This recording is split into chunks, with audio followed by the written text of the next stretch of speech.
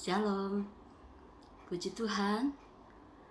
Selamat bertemu lagi dengan saya Mike dalam acara kesejukan bagi jiwa. Saya bersyukur kalau keadaan kita pasti baik hari ini ya, saudara. Mari sebelumnya saya ajak kita sama-sama menaikkan doa terlebih dahulu. Bapa di dalam surga, terima kasih untuk hari ini. Kami bersyukur Engkau memberikan anugerah-Mu untuk kami bisa mengisi hari ini. Beri kami hati yang bijaksana untuk kami bisa mengisi hari yang Tuhan beri dengan hal-hal yang baik yang memuliakan Tuhan. Dan kami serahkan saat ini Tuhan, hamba-Mu akan membacakan sebuah kisah kehidupan. Biar Tuhan memberkati sehingga kisah ini yang hamba bacakan, yang hamba bawakan akan menjadi berkat bagi setiap mereka yang mendengarnya. Di dalam nama Tuhan Yesus hamba berdoa mengucap syukur, haleluya, amin. Puji Tuhan saudara, seperti biasa kisah-kisah mengenai kehidupan ini akan menginspirasi, memotivasi, juga memberi semangat, mungkin juga bisa meneguhkan kita, ya, menguatkan, menghibur, ya, dan juga memperkaya jiwa kita serta menyejukkan jiwa kita. Saya ajak kita mengangkat sebuah pujian.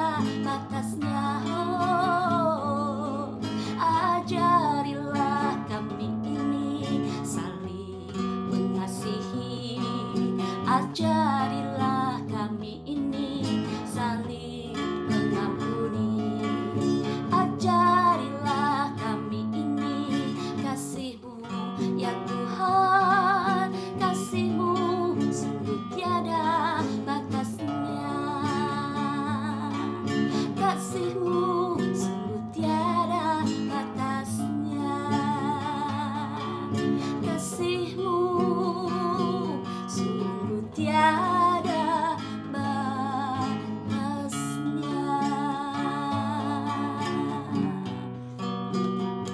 Oh, haleluya, syukur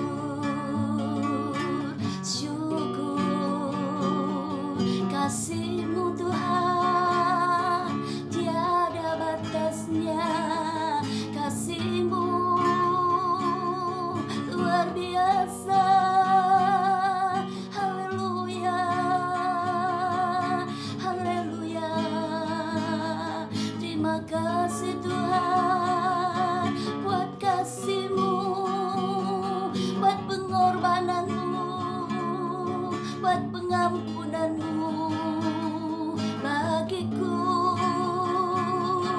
bagi setiap kami. Oh, haleluya. Kau jadikan kami berarti, Kau angkat kami. Kau tiada mengingat-ingat segala dosa dan pelanggaran kami. Engkau mengasihi. Haleluya. Ku bersyukur buat pengampunan-Mu, buat kasih-Mu. Haleluya. Terima kasih Tuhan.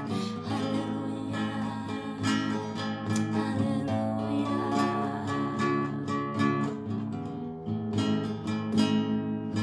Ajarilah kami ini saling mengampuni. Ajarilah kami ini saling mengasihi. Ajarilah kami ini kasih-Mu ya Tuhan. Kasih-Mu sungguh tiada batasnya. Ajarilah kami ini saling mengasihi. Ajarilah kami ini saling mengampuni. Ajarilah kami ini kasih-Mu ya Tuhan. Kasih-Mu sungguh tiada batasnya.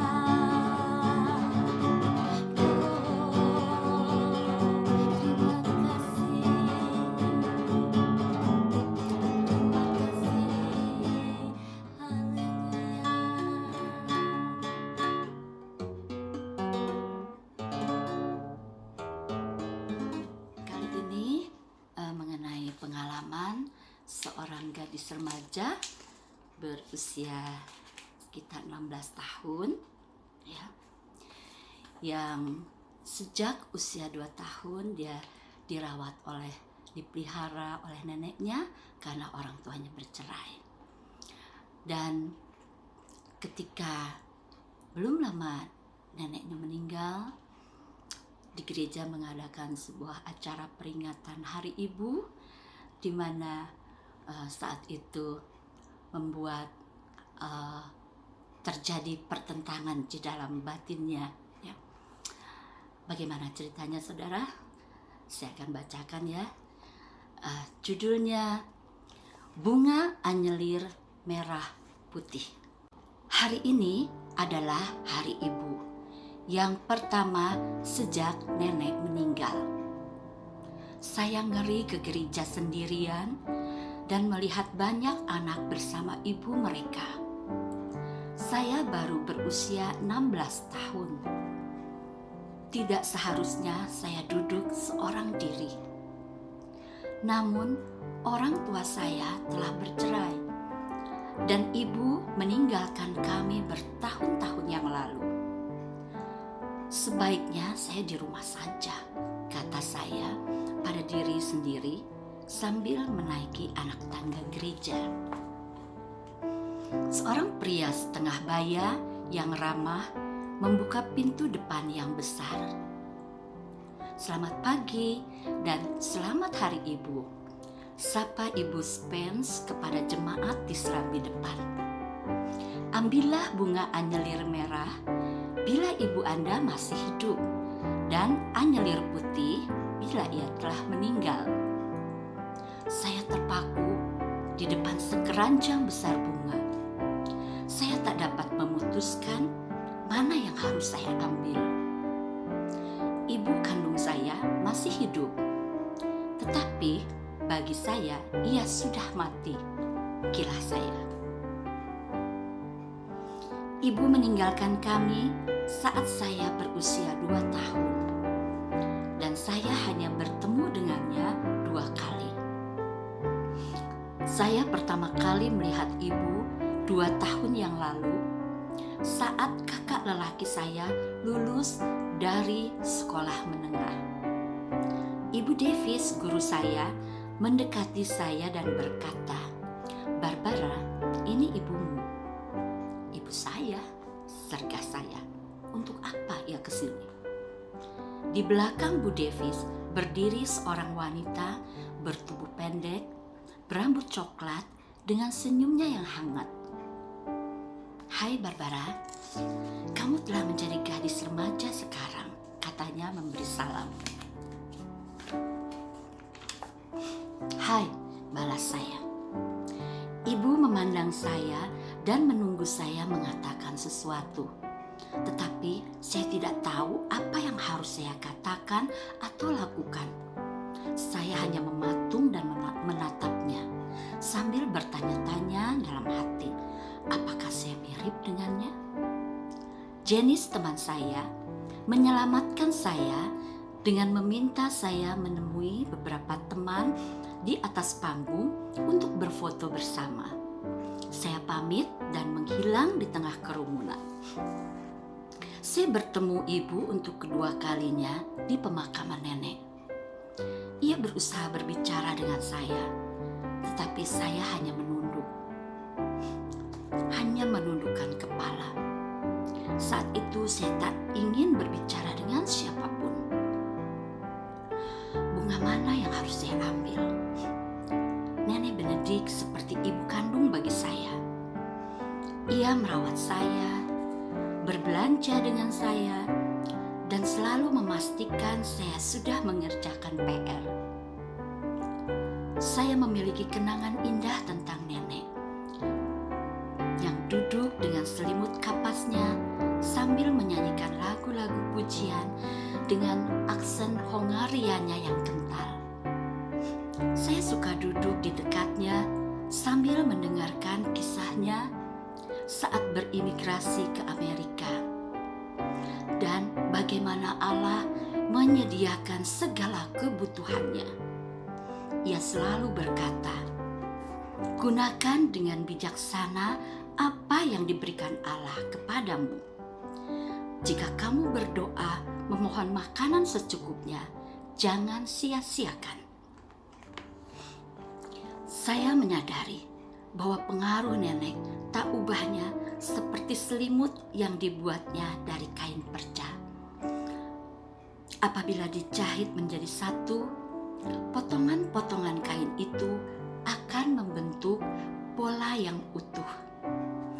Potongan-potongan yang dominan dari hubungan kami adalah kasih yang dijahit dengan benang tawa dan air mata. Akhirnya, saya mengambil keputusan, saya akan mengambil anyelir putih.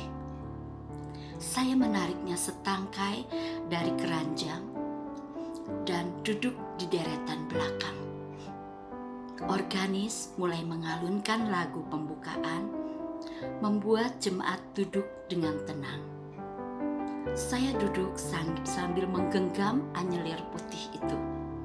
Sementara pikiran saya terus terkenang akan masa lalu. Sebagian besar jemaat tahu ibu kandung saya masih hidup. Mengertikah mereka mengapa saya mengambil anyelir putih?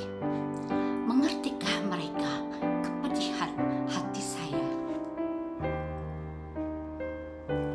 paduan suara mulai mengambil tempat duduk dan sang organis mengalunkan musik yang lembut.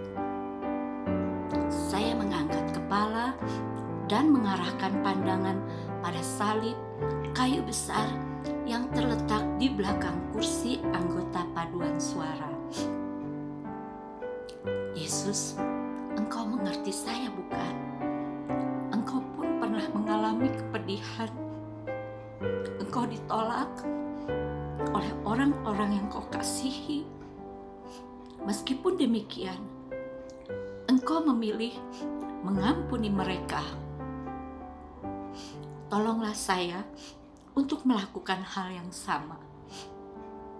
Apabila saya bertemu ibu sekali lagi, tolonglah saya untuk mengasihinya. Terima kasih karena Engkau selalu dekat dan berjanji tak akan pernah meninggalkan saya. Terima kasih atas kehidupan kekal sehingga kelak saya dapat bertemu nenek lagi. Amin. Pendeta mengambil tempat di belakang mimbar. Saya menoleh ke serambi dan memperhatikan keranjang bunga yang ada di sana. Dengan segera, diam-diam, saya berjalan menuju keranjang bunga untuk mengembalikan anyelir putih itu. Saya ingin membuktikan kepada Allah dan diri saya sendiri bahwa saya bersedia menghadapi masa lalu dan masa depan. Semua bunga anyelir merah telah habis, tetapi tiba-tiba mata saya tertuju pada anyelir merah bercampur putih yang tergeletak di atas meja. Barangkali ia disingkirkan dari dalam keranjang karena tidak seluruhnya merah ataupun putih. Allah benar-benar mengerti perasaan saya, gumam saya. Penjual bunga ini tidak melakukan kesalahan. Anyelir ini tepat untuk saya. Saya memang memiliki ibu yang masih hidup, yang membutuhkan pengampunan saya. Nenek Benedict telah pergi, namun ia tetap hidup dalam hati saya dan selalu saya kenang. Saya mengambil anyelir merah bercampur putih itu dan kembali ke tempat duduk untuk mengikuti kebaktian. Demikian kisahnya saudara, yang ditulis oleh seorang gadis remaja bernama Barbara Benedict. Kisahnya sungguh mengagumkan ya saudara ya. Sejak kecil dia tidak melihat ibunya, dia dirawat oleh neneknya. Dia mungkin ada rasa kepahitan, ya, mungkin kebencian kepada ibunya yang menelantarkan dia dan menyerahkan kepada neneknya. Tapi dalam satu kesempatan ketika di gerejanya memperingati Hari Ibu, yang membuat dia bergumul ya dalam batinnya, akhirnya dia bisa mengambil keputusan untuk mengampuni ibunya dengan cara dia menyerahkan, mau menukar anyelir putih yang dia ambil dengan bunga anyelir warna merah, tapi ternyata sudah habis. Tapi sungguh luar biasa Tuhan kita. Allah kita tahu setiap kerinduan hati kita. Dan apa yang dialami oleh Benedict, dia melihat sekuntum anyelir merah bercampur putih yang tergeletak di atas meja. Ya. Mungkin itu tadinya disingkirkan karena tidak diperlukan. Ya. Tetapi Allah benar-benar mengerti perasaan Benedict. Karena bunga anyelir merah dan putih itu justru dia butuhkan. Ya. Karena dengan dia mengampuni ibunya, ya berarti anyelir merah yang harus dia ambil karena ibunya masih hidup, ya.